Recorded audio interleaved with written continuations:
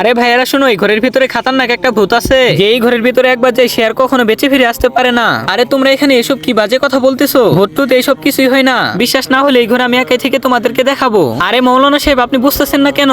এই ঘরে সত্যি সত্যি ভূত আছে, যে একবার যায় সে আর কখনো বেঁচে ফিরে আসতে পারে না। আরে মৌলানা সাহেব, আমাদের কথাটা তো একবার শুনুন। এই সবাই তাড়াতাড়ি করে চলে আসো, আজকে আমি এটাই দেখবো এই ঘরের ভিতরে কোথায় ভূত থাকে। অনেকদিন পর নতুন একটা শিকারকে পেয়ে গেছি।